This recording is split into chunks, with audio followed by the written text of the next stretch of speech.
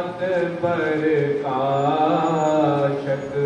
श्री हरि राय नमो कर जोरी नमो कर जोरी श्री हरि कृष्ण मनाओ बहोरी तेग बहादुर परम कृपाला परम कृपाला श्री गुरु गोविंद सिंह विशाला तरु तरा तर पुन पुन सीसा पुन पुन सीसा बंदों बार बार जगदीशा जिसमें अमृत ज्ञान है मानक भगत बैराग श्री गुरु ग्रंथ साहिब उदल मनो कर अनुराग एक अंकारा सतगुरु तेह प्रसाद सच होए वाहिगुरु जी की फतेह है विघ्न विनाशन सोए ब्रह्म प्रणाम प्रणाम गुरु पुन प्रणाम सब संत करत मंगलाचार्य नाशक विघ्न अनंत कागद लेखा जो करो महापुजाओ नाथ औगण मेरे बख्शिए हाथ तरिए हाथ नाम लिए गुरु नानक का मिटे दुख पारी पाप भयानक नाम लिए गुरु नानक का नाम चार पदार्थ पाए अचानक नाम लिए गुरु नानक का गौ हंस जुगे मोती अरमानक सारी संगत मिल गया धन श्री गुरु बाबा नानक संगत मिल गया धन श्री गुरु बाबा नानक। सतनाम श्री वाहिगुरु साहिब जी। आरणों दे समय होयो सो आए तुपगन तड़ाक नादम उठाए। वाहिगुरु जी का खालसा वाहिगुरु जी की फतेह। परम सम्मानयोग सतगुरु श्री गुरु ग्रंथ साहिब सच्चे पातशाह जी पावन पुत्र गोद विच बड़े ही आदर सत्कार प्यार सहत बैठी गुरु गुरु प्यारी गुरु की साजी नवाजी साथ संगत जीओ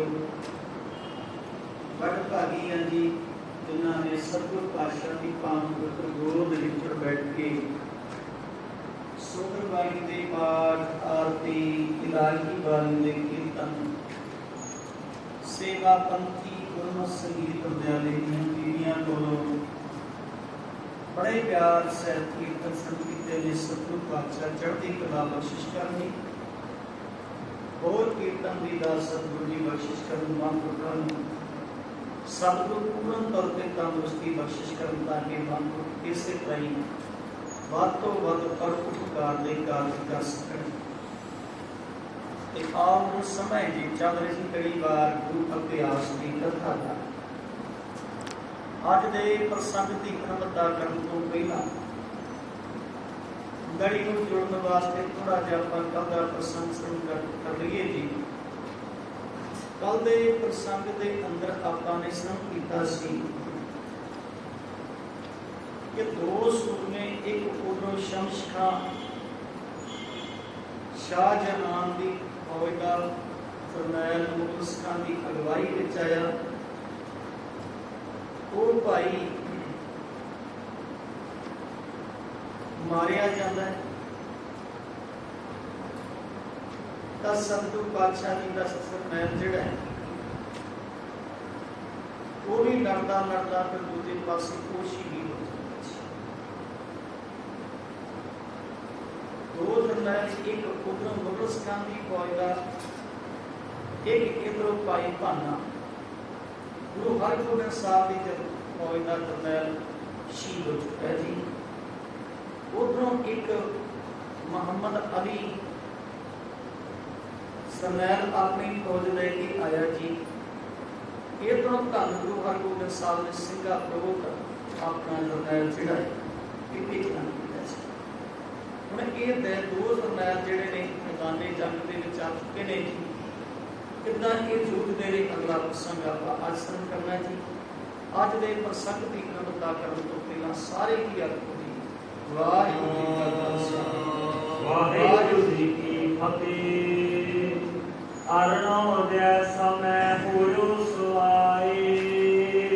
ਕਹਿੰਦੇ ਜਦੋਂ ਸੂਰਜ ਨਿਕਲਣਾ ਸ਼ੁਰੂ ਹੋਇਆ ਜੀ, ਥੋੜਾ ਥੋੜਾ ਪ੍ਰਕਾਸ਼ ਚਾਨਣ ਰੋਸ਼ਨੀ ਹੋਈ, ਉਪਕਰਨ ਤੜਾਕ ਨਾਦੰ ਉਠਾਏ। ਤਾਂ ਉਸ ਵੇਲੇ ਬਜ਼ੁਰਗਾਂ ਦੀਆਂ ਗੋਲੀਆਂ ਚੱਲਦੀਆਂ ਨੇ, ਬੜੀ ਤੜਕ ਤੜਕ ਦੀ ਆਵਾਜ਼ ਆਉਂਦੀ, ਕੜਕ ਕੜਕ ਦੀ। ਬਹੁ ਕਾਕ ਗਿਰਝ ਉੱਡ ਕੇ ਪ੍ਰਮੰਤ। ਤੇ ਬੜੇ ਸੂਰਮੇ ਜਿਹੜੇ ਮੈਦਾਨੇ ਜੰਗ ਦੇ ਵਿੱਚ ਲੜਦੇ ਲੜਦੇ ਟੁਕੜੇ ਟੁਕੜੇ ਹੋ ਕੇ ਡਿੱਗੇ ਪਏ ਨੇ, ਸਦਾ ਦੀ ਨੀਂਦ ਸੁੱਤੇ ਪਏ ਨੇ। ਜਿਨ੍ਹਾਂ ਦਾ ਮਾਸ ਖਾਣ ਵਾਸਤੇ ਗਿਰਝਾਂ ਜਿਹੜੀਆਂ ਉਹ ਅਸਮਾਨ ਦੇ ਉੱਪਰ ਭੌਂਦੀਆਂ ਫਿਰਦੀਆਂ ਨੇ। ਉਹ ਮਾਏ ਬੋਲ ਮਾ ਸੰਪਖੰਤ। ਤੇ ਗਿੱਦੜ ਜਿਹੜੇ ਨੇ ਉਹ ਵੀ ਬੜਾ ਮਾਸ ਖਾਂਦੇ ਨੇ ਤੇ ਬੜੇ ਲਿਆਉਂਦੇ ਨੇ, ਬੜੇ ਉੱਚੀ ਉੱਚੀ ਉਹ ਵੀ ਬਾਗਾ ਦਿੰਦੇ ਨੇ। ਗਨ ਤੇਰੀ ਜੋਗਨੀ ਰੁਦਰ ਪਾ। ਕਹਿੰਦੇ ਜੋਗਣੀਆਂ ਜਿਹੜੀਆਂ ਖੂਨ ਪੀਣ ਵਾਲੀਆਂ, ਕਵੀ ਸੰਤੋਖ ਸਿੰਘ ਜੀ ਕਹਿੰਦੇ ਉਹ ਜੋਗਣੀਆਂ ਜਿਹੜੀਆਂ ਨੇ ਉਹ ਮੈਦਾਨੇ ਜੰਗ ਵਿੱਚ ਫਿਰਦੀਆਂ ਨੇ, ਸੂਰਮਿਆਂ ਦਾ ਖੂਨ ਪੀ ਰਹੀਆਂ ਨੇ। ਉਹ ਖਾਏ ਮਾਸ ਕੋ ਤ੍ਰਿਪਤ ਠਾਨ। ਤੇ ਬੜਾ ਉਹਨਾਂ ਨੇ ਮਾਸ ਰੱਜ ਕੇ ਖਾਧਾ, ਰੱਜ ਰੱਜ ਕੇ ਮਾਸ ਖਾ ਕੇ ਉਸ ਖਾਣੇ ਆਏ ਸ਼ਸਤਰਨ ਪ੍ਰਹਾਰ। ਰੱਜੀਆਂ ਨੇ। ਤੇ ਉਧਰੋਂ ਜਿਹੜਾ ਮੁਹੰਮਦ ਅਲੀ ਖਾਨ ਪਠਾਨ ਜਿਹੜੇ ਨੇ ਉਹ ਆਉਂਦੇ ਨੇ, ਆ ਕੇ ਧਾਵਾ ਬੋਲਦੇ ਨੇ। ਕੱਟ ਗਏ ਸੋ ਭੱਟ ਕੇ ਟਿਕ ਸਮਾ। ਤੇ ਕਈ ਗੁਰੂ ਹਰਗੋਬਿੰਦ ਸਾਹਿਬ ਦੇ ਸੂਰਮੇ ਜਿਹੜੇ ਨੇ ਉਹ ਕੱਟਦੇ ਹੋਏ ਮੈਦਾਨੇ ਜੰਗ ਵਿੱਚ ਇਹਨਾਂ ਨੇ ਟੁਕੜੇ ਟੁਕੜੇ ਕਰਤੇ। ਉਹ ਦਿਸ਼ਨ ਰੋਲ ਮਚਿਓ ਵਿਸਾ। ਉਧਰੋਂ ਗੁਰੂ ਹਰਗੋਬਿੰਦ ਸਾਹਿਬ ਦੀ ਫੌਜ ਤਿਆਰ ਹੁੰਦੀ ਹੈ, ਲੜਦੀ ਹੈ, ਦੋਵੇਂ ਪਾਸਿਆਂ ਤੋਂ ਬੜਾ ਰੌਲਾ ਪੈਂਦਾ ਹੈ, ਬਹੁਤ ਹੀ ਰੌਲਾ ਰੱਪਾ ਪੈਂਦਾ ਹੈ। ਗੁਲਤਾਨ ਗੰਤ ਗਿਰ ਪਰਤ ਜਾ। ਤੇ ਜਿਹਦੇ ਵੀ ਸਰੀਰ ਨੂੰ ਗੋਲੀਆਂ ਲੱਗਦੀਆਂ ਨੇ, ਗੋਲੀਆਂ ਲੱਗਦੀਆਂ ਸਾਰੀ ਉਹ ਮੈਦਾਨੇ ਜੰਗ ਵਿੱਚ ਡਿੱਗ ਪੈਂਦਾ, ਮੈਦਾਨੇ ਜੰਗ ਦੇ ਵਿੱਚ ਡਿੱਗ ਜਾਂਦਾ ਹੈ। ਭੱਟ ਵੀਰ ਪਠਾਨ ਹੱਲਾ ਸੁਖੀ। ਤੇ ਬਹੁਤ ਸਾਰੇ ਪਠਾਨਾਂ ਨੇ ਮਿਲ ਕੇ ਧੰਨ ਗੁਰੂ ਹਰਗੋਬਿੰਦ ਸਾਹਿਬ ਦੀ ਫੌਜ ਤੇ ਹਮਲਾ ਬੋਲ ਦਿੱਤਾ ਸੀ। ਹੱਲਾ ਬੋਲਣਾ ਕੀਤਾ।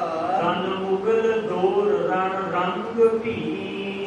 ਕਹਿੰਦੇ ਮੁਗਲਾਂ ਦੀ ਫੌਜ ਮੈਦਾਨੇ ਜੰਗ ਦੇ ਵਿੱਚ ਗੁਰੂ ਹਰਗੋਬਿੰਦ ਸਾਹਿਬ ਦੀ ਫੌਜ ਦੇ ਨਾਲ ਜੂਝਦੀ ਆ ਤੇ ਜ਼ਖਮ ਹੁੰਦੇ ਨੇ ਤੇ ਰੰਗ ਲਾਲ ਸੁਰਖ ਹੋ ਜਾਂਦਾ ਹੈ। ਮੁਹੰਮਦ ਅਲੀ ਬੋਲਿਓ ਗਰੂਰ। ਕਹਿੰਦੇ ਮੁਹੰਮਦ ਅਲੀ ਜਿਹੜਾ ਜਰਨੈਲ ਭੇਜਿਆ ਮੁਗਲ ਸਿੱਖਾਂ ਨੇ, ਉਹ ਬੜਾ ਘਮੰਡ ਦੇ ਨਾਲ, ਬੜਾ ਹੰਕਾਰ ਦੇ ਵਿੱਚ, ਬੜੀ ਘਮੰਡ ਹੰਕਾਰ ਦੀ ਭਾਸ਼ਾ ਬੋਲਦਾ ਹੈ। ਕਹਿਣ ਲੱਗਾ ਦੇਖੋ ਮਾਰ ਸਮੁਖ ਦੇਖੋ ਜੋ ਸੂਰ।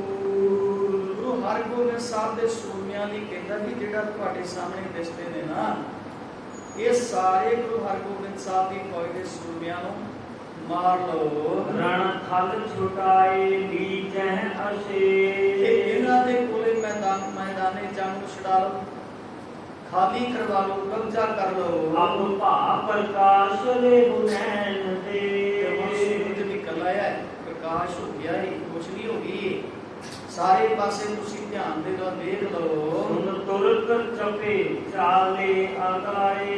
ਕਹਿੰਦੇ ਮੁਗਲ ਸਿੱਖਾਂ ਘਮੰਡੀ ਨੇ ਲਲਕਾਰਿਆ, ਲਲਕਾਰ ਦੇ ਨਾਲ ਫੌਜ ਜਿਹੜੀ ਉਹਦੀ ਹੌਸਲਾ ਹੋਇਆ, ਹੌਸਲਾ ਹੋ ਕੇ ਚਾਰੇ ਪਾਸੇ ਦੇਖਦੀ ਹੈ। ਇੱਕ ਬਾਰ ਦੌੜ ਰੋਲਾ ਮਚਾਏ। ਬੜਾ ਰੌਲਾ ਅੱਜ ਨਾ ਮੀਰੀ ਪੀਰੀ ਦੇ ਮਾਲਕ ਧੰਨ ਗੁਰੂ ਹਰਗੋਬਿੰਦ ਸਾਹਿਬ ਸੱਚੇ ਪਾਤਸ਼ਾਹ, ਜਿਨ੍ਹਾਂ ਦੇ ਪ੍ਰਕਾਸ਼ ਗੁਰੂ ਨੇ ਜੀ, जो आप बड़े ही प्यार श्रद्धा भावना के सह अमृत वेले भी मनोना कीते ने जी। गुरु हरगोबिंद साहब सच्चे पातशाह का प्रकाश 1595 ਦੇ ਵਿੱਚ ਹੁੰਦਾ ਸੀ। सतगुरु की बाणी ਦੇ ਵਿੱਚ सब तो ਵੱਧ ਜ਼ਿਕਰ ਜੇ ਕਿਸੇ ਗੁਰੂ ਪੁੱਤਰ ਦਾ ਹੈ ਉਹ ਤਾਂ ਗੁਰੂ ਹਰਗੋਬਿੰਦ ਸਾਹਿਬ ਦਾ ਸੀ। गुरु हरगोबिंद साहब का गुरु ग्रंथ साहब की बाणी के बहुत जिक्र है और होर इन्ना किसी भी गुरु के पुत्र का जिक्र नहीं होता। जिवें बचन हुंदा जमिया पूत भगत गोबिंद का प्रगटिया सामने लिखिया तुरता उसे शब्द में ही पंक्ति आती वधी वेद को पीढ़ी चाली धर्म कला अखंड वाली। गुरु रामदास पातशाह सोढ़ी कुल जी अगे ओदी पीढ़ी ओदी कुल वर गुरु हरगोबिंद साहब का प्रकाश होता है। तो गुरु हरगोबिंद साहब के प्रकाश के संबंध में बाणी क्यों इन्ने शब्द क्यों नहीं उसका की कारण बाकी साहिबजादियों के बारे असल के कारण जिहड़ा वो कारण ये है गुरु अर्जन पातशाह जी के घर माता गंगा जी की कुख तो बहुत लंबेरा समा कोई संतान नहीं 18 साल की उम्र के गुरु नानक साहब के तखत दे वाले पर कदे भी किसी का कोई जिक्र नहीं चलिया भी अपने घर कोई संतान नहीं अपने घर में पुत्र धी नहीं पैदा होया कभी कोई जिक्र ही नहीं आया। क्योंकि सतगुरु गुरु अर्जन पातशाह जिन्होंने आप अपनी बाणी में ये वचन लिखे पाई आपे हर की करंग है आपे गौरंगी जो इस भागा नानका सारी कर ज्यों ज्यों तेरा हुक्म ते मैं त्यों होना जय जय रखें आप तय जाए खड़ोना। जेड़े सतगुरु ने आप हुक्म के संबंध में किया पाई जो रब का हुक्म है ना ठीक रब का हुक्म बिल्कुल ठीक है। तो इस करके कभी भी ये जिक्र नहीं चलिया भी अपने घर के कोई संतान नहीं धी पुत्र। पर एक दिन माता गंगा जी कुछ दासियां अपने नाल लाउंदे ने ते अपने घर का समान जिहड़ा कपड़े आदि सब ने वो बाहर छत के उपर सुकने पाते। दासियां ने भी बड़े प्यार नाल सेवा की थी सारे कपड़े सुकने पाए ने ते दासियां अपने घर में चलिया ने ते एक दासी ने पिरथी चंद के घर के अगों भी ला के ते पिरथी चंद की बाबे पिरथी चंद की जिहड़ी पत्नी बीबी करमो जिहड़ी ओदी दासी आ ओदी दासी कहन लगी भी अज मैं छत ते चढ़ के देखिया है कि माता गंगा जी उन्होंने बड़े सोहने वस्त्र ने बड़े रेशमी कपड़े ने बहुत कीमती वस्त्र ने कि अज उन्होंने सुकने जो इन्नी गल बीबी करमों ने सुनी बर्दाश्त ना हुई आज पिरथी चंदन लग गई कहन लगी भी जे कितने तू गुरु रामदास पातशाह का हुक्म मनिया होंदा ना तुसीं कदी ते अज गद्दी आपां नूं मिलनी सी। अज जिस चीज की मालक गंगा वो सब कुछ मेरे कोल सी। पिरथी चंद हौसला दिंदा है कहंदा फिर की हो गया कपड़ियां दी गल है कपड़े मुल मिल जांदे ने गहणियां दी गल है गहणे मुल मिल जांदे अज जिहड़ियां चीज़ां गंगा दे कोल ने वो सब कुछ मिल जांदे मुल मिल जांदियां ने। सच दसां जो अपने घर में की बोल नहीं मिलता कहते की बाबा पिरथी चंद कहन लगा देख अपने भाई हीरे वर्गा पुत्र बाबा मेहरबान है उन्होंने घर कोई संतान नहीं अजे तक हुई नहीं ते अगे होनी नहीं इतिहासक बोल भी नहीं माल है साडा असा है लेना ना इन्हां दा पुत ना धी ना साथ ना सहना। पिरथी चंद कहंदा भी इन्हां दे घर किहड़ा कोई पुत्र होना है संसार का उतरे चले जाना। ये सारी गल दासी के कन्ना विच पैंदी है जी दासी के कदम अगे नहीं तुरे पीछे मुड़ आपकी माता गंगा नूं सारी गलबात दसी कि गुरु अर्जन पातशाह के चरणों में अरदास बेनती करो। अज तक गुरु अर्जन पातशाह गुरु नानक साहब के घर के दर से जो आया उहदियां झोलियां भरियां गईयां, लोगों के घर चिराग जगे ते अपने घर भी कृपा करन ते उन्हां दे घर दे विच भी साहिबजादे दा आगमन होवे। अज माता गंगा जी ने बेनती की सच्चे पातशाह अपने वास्ते नहीं संगतां वास्ते सी। अज संगत ने बेनती की कि तुहाडे घर साहिबजादा होवे, क्योंकि प्रति चंद वर्गे भी गल्लां करदे। चलो साडा इतिहास जिहड़ा जी जो चल रहा है कि बाबा बुड्ढा साहब ने अरदास की गुरु हरगोबिंद साहब का प्रकाश होया जी। देखो तो मेरे समय के बाद जो किसी के घर साहिबजादा पुत्र जन्म होंदा ना जी, तो आप घर में कितनियां खुशियां मनाने जी। चलो साडा गृहस्थी जीवन जिहड़ा वो है इहो जिहा जी कि पुत्र आउंदा, बहुत वधाइयां दित्तियां जांदियां, बड़ियां खुशियां मनाइयां जांदियां ने। नेड़े दे रिश्तेदार प्यार वाले बड़े कुछ बच्चे वास्ते लैके आउंदे ने। गुरु अर्जन पातशाह जी के घर जिस दिन धन गुरु हरगोबिंद साहब का प्रकाश होया, अज दिन गुरु हरगोबिंद साहब के घर प्रकाश होया, संगतां बड़ियां खुश ने। कोई गुरु हरगोबिंद साहब वास्ते बड़े सोहने कपड़े वस्त्र पोशाकां लेके आउंदा जी, कोई गुरु हरगोबिंद साहब वास्ते गहने कढ़ा के लिआउंदा जी, कोई मठियाइयां लेके आउंदा जी, कोई माया लेके आउंदा है, कोई कुछ लेके आउंदा है, कोई कुछ लेके आउंदा है। पर सक्का ताया बाबा करती चंद वो अपने घर दे विचों की भेजदा जी, जहर भेजदा जी। सक्का जी बाबा करती चंद, बाबे करती चंद ने दाई पत्तों नूं खरीदिया, लाख दिता कुछ रुपइयां दा, ते कह दिता भी अपने अस्थानां नूं जहर लाई, जहर वाला दुध बालक नूं पिलाई, बालक दुध पीवेगा ते उहदा काम हो जाएगा, ते उस तो बाद जो करेगी मैं वही देंगा, तेनूं मुंह मंगिया इनाम मिलेगा। ते माया बड़ी भैड़ी चीज है, इंसान की मत मारन लगिया पता ही नहीं चलता जी कदों मत मार भी जाती। वो दाई पत्तो जिहड़ी है कुछ रुपइयां दे लालच करके अपने अस्थानां ते जहर लाउंदी ते बालका हरगोबिंद साहब नूं जहर वाला दुध बनाउण दी कोशिश करदी है। पर बालक गुरु हरगोबिंद साहब सच्चे पातशाह दुध नहीं पींदे, चीख मारदे ने, सारा परिवार इकट्ठा हो जाता है। इस साहब की बाणी का वचन है जी, सो डरै जे पाप मानदा। पापी बंदा हमेशा ही डरदा हुंदा जी। डर गई उसे वेले दाई पत्तो, जहर बड़े तेज सी जी, सारे शरीर ते चढ़ जाती है जी, तड़पन लग पैंदी है जी। पर तड़पदी एक गल सच दस लगी आ भी ये पाप मेरे गुरु बाबे करती चंद नहीं कर। गुरु अर्जन पातशाह तक कुछ नहीं बोले जी, सिर्फ इतना ही किया जिसका साहिब डाडा हुए जिसको मार न सके। देखो एक वो भी दाई सी जी, दाई दौलत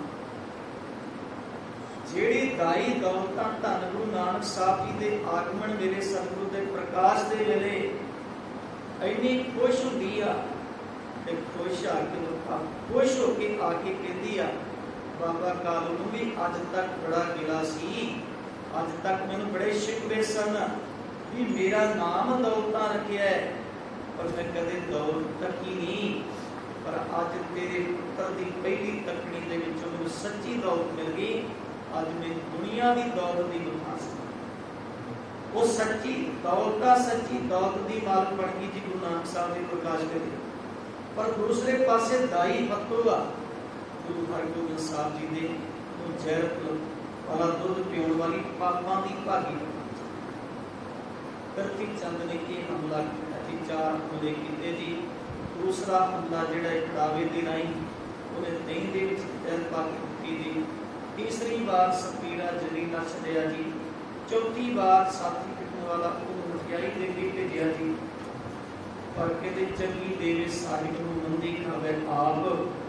वो बच्चा जिहड़ा है शहर वाली मठियाई जिहड़ी वो आप कर रहा है ਜਿਹੜੀ ਚੰਗੀ ਬਿਨਾਂ ਜ਼ਹਿਰ ਤੋਂ ਮਠਿਆਈ ਬਾਲ ਹਰਗੋਬਿੰਦ ਸਾਹਿਬ ਦਾ, ਇਹ 4 ਹਮਲੇ ਧੰਨ ਗੁਰੂ ਹਰਗੋਬਿੰਦ ਸਾਹਿਬ ਨੇ ਬਾਬੇ ਪ੍ਰਤੀ ਜਾਂਦੇ।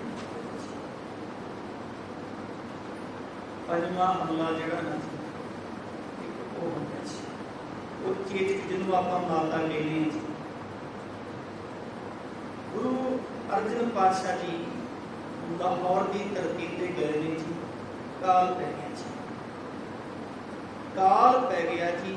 ਲੋਕਾਂ ਦੇ ਵਿੱਚ ਭੁੱਖਮਾਰੀ ਪੈ ਗਈ ਜੀ, ਲੋਕ ਭੁੱਖੇ ਮਰਨ ਲੱਗ ਪਏ ਜੀ, ਲਾਸ਼ਾਂ ਦੇ ਢੇਰ ਲੱਗ ਗਏ ਜੀ। ਇਹ ਜ਼ਿੰਮੇਵਾਰੀ ਸੀ ਸਰਕਾਰ ਦੀ, ਜੋ ਪ੍ਰਜਾ ਤੋਂ ਟੈਕਸ ਲੈ ਕੇ ਪੈਸਾ ਇਕੱਠਾ ਕਰਦੀ ਹੈ। ਪਰ ਸਰਕਾਰਾਂ ਕਦੇ ਵੀ ਆਪਣੀ ਜ਼ਿੰਮੇਵਾਰੀ ਨਹੀਂ ਸਮਝਦੀਆਂ ਤੇ ਨਿਭਾਉਂਦੀਆਂ ਨਹੀਂ। ਤਾਂ ਉਸ ਵੇਲੇ ਧੰਨ ਗੁਰੂ ਅਰਜਨ ਪਾਤਸ਼ਾਹ ਲਾਹੌਰ ਦੀ ਧਰਤੀ ਤੇ ਜਾਂਦੇ ਨੇ ਜੀ, ਕਾਲ ਦੇ ਵਿੱਚ ਜਾ ਕੇ ਮਦਦ ਕਰਦੇ ਨੇ ਲੋਕਾਂ ਦੀ, ਸਹਾਇਤਾ ਕਰਦੇ ਨੇ ਜੀ। ਉਸ ਵੇਲੇ ਬਾਬੇ ਗੁਰੂ ਹਰਗੋਬਿੰਦ ਸਾਹਿਬ ਛੋਟੀ ਉਮਰ ਦੇ ਨੇ ਜੀ, ਤੇ ਉਹਨਾਂ ਹੀ ਦਿਨਾਂ ਦੇ ਵਿੱਚ ਧੰਨ ਗੁਰੂ ਹਰਗੋਬਿੰਦ ਸਾਹਿਬ ਨੂੰ ਚੇਚਕ ਦੀ ਬਿਮਾਰੀ ਨਿਕਲੀ, ਜਿਹਨੂੰ ਆਮ ਤੌਰ ਤੇ ਆਪਾਂ ਮਾਤਾ ਸ਼ੁੱਧ ਰੱਖਦੇ ਹੈ ਬਿਮਾਰੀ, ਪਰ ਨਾ ਅਸੀਂ ਦਿੱਤਾ ਜੀ ਉਹਨੂੰ ਮਾਤਾ ਦਾ। ਕਿੱਦਾਂ ਸਾਡੇ ਮਨ ਵਿੱਚ ਭਰਮ ਜਿਹੜਾ ਨਿਕਲਦਾ ਨਹੀਂ ਹੈ। ਕੋਈ ਐਸੀ ਦੁਨੀਆ ਦੀ ਅਭਾਗੀ ਮਾਂ ਹੋਵੇਗੀ ਜਿਹੜੀ ਆਪਣੇ ਪੁੱਤਰ ਦੀ ਸ਼ਕਲ ਨੂੰ ਵਿਗਾੜ ਦੇਵੇ। ਕੋਈ ਅਭਾਗੀ ਹੀ ਮਾਂ ਹੋ ਸਕਦੀ ਆ ਜਿਹੜੀ ਆਪਣੇ ਪੁੱਤਰ ਦੇ ਸਰੀਰ ਦੇ ਅੰਗਾਂ ਨੂੰ ਨਕਾਰਾ ਕਰ ਦੇਵੇ। ਕੋਈ ਅਭਾਗੀ ਔਰਤ ਹੋ ਸਕਦੀ ਹੈ ਜਿਹੜੀ ਆਪਣੇ ਪੁੱਤਰ ਦੀ ਜਾਨ ਨੂੰ ਕਤਲ ਕਰ ਦੇਵੇ, ਪਰ ਕੋਈ ਹੋ ਸਕਦੀ ਨਹੀਂ। ਹਰ ਮਾਂ ਜਿਹੜੀ ਉਹ ਆਪਣੇ ਪੁੱਤਰ ਨੂੰ ਸਵਾਰਦੀ ਹੈ, ਸ਼ਿੰਗਾਰਦੀ ਆ, ਉਹਨੂੰ ਸੋਹਣਾ ਬਣਾਉਂਦੀ ਆ, ਪਰ ਜਿਸ ਬਿਮਾਰੀ ਨੂੰ ਆਪਾਂ ਮਾਂ ਕਹਿੰਦੇ ਹਾਂ ਚੇਚਕ, ਇਹ ਬਿਮਾਰੀ ਕੀ ਕਰਦੀ ਹੈ ਜੀ? ਇਹ ਵੇਖੋ ਦਾਗ ਪਾ ਦਿੰਦੀ ਚਿਹਰੇ ਤੇ, ਕੋਈ ਅੰਗ ਨਕਾਰਾ ਕਰ ਜਾਂਦੀ ਆ, ਤੇ ਜਾਂ ਮੌਤ ਦੀ ਗੋਦ ਵਿੱਚ ਸਵਾ ਜਾਂਦੀ। ਅਸੀਂ ਬੀਬੀ ਨੂੰ ਮੰਨ ਲੈਂਦੇ ਹਾਂ। ਅਸਲ ਵਿੱਚ ਇਹ ਬਿਮਾਰੀ ਹੈ ਜੀ ਚੇਚਕ ਦੀ, ਖਸਰਾ ਨਿਕਲਣ ਦਾ ਸਾਡੇ ਸਰੀਰ ਤੇ। ਗੁਰੂ ਅਰਜਨ ਪਾਤਸ਼ਾਹ ਨੂੰ ਵੀ ਸਲਾਹ ਦਿੱਤੀ ਕਿ ਸੱਚੇ ਪਾਤਸ਼ਾਹ ਜੀ ਉਹ ਦੇਖੋ ਬਾਲਕ ਹਰਗੋਬਿੰਦ ਸਾਹਿਬ ਤੁਹਾਡਾ ਇੱਕੋ ਇੱਕ ਸਾਹਿਬਜ਼ਾਦਾ ਹੈ, ਬਾਲਕ ਹੈ, ਤੇ ਆਪਾਂ ਪੂਜਾ ਗੁਰੂ ਹਰਗੋਬਿੰਦ ਸਾਹਿਬ ਜੀ ਕਹਿੰਦੇ ਨੇ, ਆਮ ਤੌਰ ਤੇ ਅਸੀਂ ਸ਼ਬਦ ਵਰਤਦੇ ਹਾਂ ਜੀ ਕਿ ਦੇਖੋ ਜੀ ਬੱਚਿਆਂ ਦੀ ਖਾਤਰ ਸਭ ਕੁਝ ਹੀ ਕਰਨਾ ਪੈਂਦਾ, ਬੱਚਿਆਂ ਦੀ ਖਾਤਰ ਸਭ ਕੁਝ ਹੀ ਕਰਨਾ ਪੈਂਦਾ ਹੈ। ਪਰ ਕਦੇ ਗੁਰੂ ਅਰਜਨ ਪਾਤਸ਼ਾਹ ਨੂੰ ਦੇਖੋ ਬਹੁਤ ਲੰਬੇਰੇ ਸਮੇਂ ਬਾਅਦ ਗੁਰੂ ਹਰਗੋਬਿੰਦ ਸਾਹਿਬ ਦਾ ਆਗਮਨ ਹੁੰਦਾ ਹੈ ਜੀ, ਚੇਚਕ ਦੀ ਬਿਮਾਰੀ ਹਮਲਾ ਕਰ ਦਿੰਦੀ ਹੈ ਜੀ, ਤੇ ਲੋਕ ਇਹ ਗੱਲ ਕਹਿੰਦੇ ਨੇ ਕਿ ਪੂਜਾ ਹੀ ਕਰ ਲਈਏ, ਪਰ ਧੰਨ ਗੁਰੂ ਅਰਜਨ ਪਾਤਸ਼ਾਹ ਕਹਿੰਦੇ ਨਹੀਂ, ਉਸ ਨੂੰ ਬਾਣੀ ਬਾਣੀ ਪੜੋ, ਕੀਰਤਨ ਕਰੋ। ਸਤਿਗੁਰੂ ਪਾਤਸ਼ਾਹ ਜੀ ਕਹਿੰਦੇ ਸਾਡੀ ਪੂਜਾ ਹੈ ਰੱਬ ਨੂੰ ਚੇਤੇ ਕਰਨਾ, ਪੂਜਾ ਕੀਚੈ ਨਾਮ ਧਿਆਈਐ, ਬਿਨ ਨਾਮੈ ਪੂਜ ਨਾ ਹੋਏ। ਅਸਲੀ ਪੂਜਾ ਹੈ ਭਾਈ ਰੱਬ ਦਾ ਨਾਮ ਜਪਣਾ, ਵਾਹਿਗੁਰੂ ਦਾ ਨਾਮ ਜਪੋ, ਸਿਮਰਨ ਕਰੋ, ਗੁਰਬਾਣੀ ਕੀਰਤਨ ਕਰੋ। ਤੇ ਕਹਿੰਦੇ ਸਤਿਗੁਰੂ ਦੀ ਐਸੀ ਕਿਰਪਾ ਹੋਈ ਜੀ, ਥੋੜੇ ਹੀ ਦਿਨਾਂ ਦੇ ਬਾਅਦ ਜੋ ਗੁਰੂ ਹਰਗੋਬਿੰਦ ਸਾਹਿਬ ਦੀਆਂ ਅੱਖਾਂ ਦੇ ਵਿੱਚ, ਨੇਤਰਾਂ ਦੇ ਵਿੱਚ ਵੀ ਚੇਚਕ ਦੇ ਫੋੜੇ ਨਿਕਲ ਆਏ ਸੀ ਜੀ।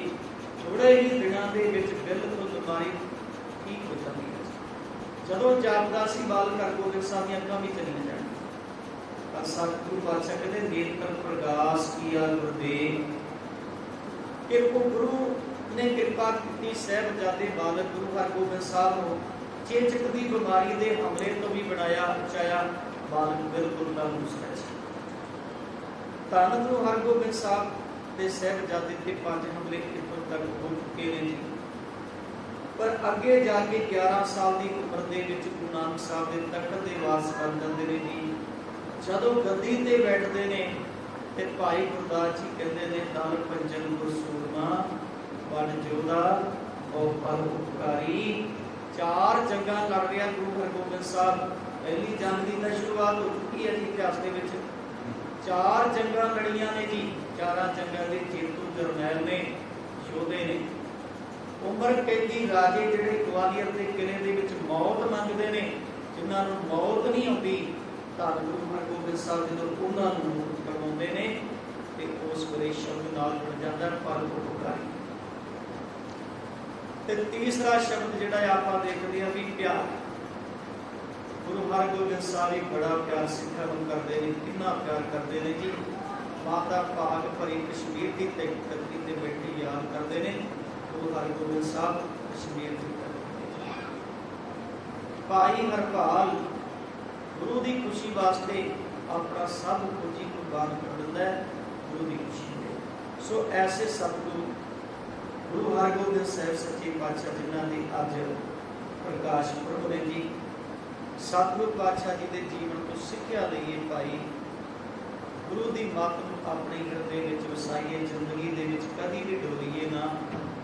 ਪਰਮੇਸ਼ਰ ਨੂੰ ਯਾਦ ਰੱਖੀਏ, ਗੁਰੂ ਨੂੰ ਚੇਤੇ ਰੱਖੀਏ। ਚੜ੍ਹਦੀ ਕਲਾ ਵਿੱਚ ਰਵਾਂਗੇ ਤਾਂ ਗੁਰੂ ਪਰਮੇਸ਼ਰ ਆਪ ਮਦਦ ਕਰੇਗਾ। ਹਰ ਤਰ੍ਹਾਂ ਦੇ ਦੁੱਖ ਦੋਸ਼ਾਂ ਤੋਂ ਬਚਾਏਗਾ ਜੀ।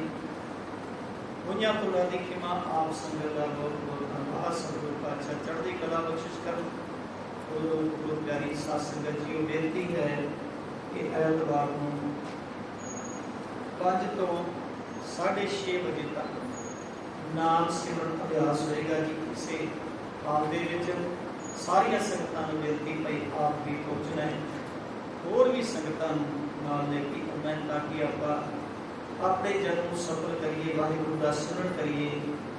ਪਰਮੇਸ਼ਰ ਦੇ ਨਾਮ ਨਾਲ ਲਈਏ। ਵਾਹਿਗੁਰੂ ਜੀ ਕਾ ਖਾਲਸਾ ਵਾਹਿਗੁਰੂ ਜੀ ਕੀ ਫਤਿਹ।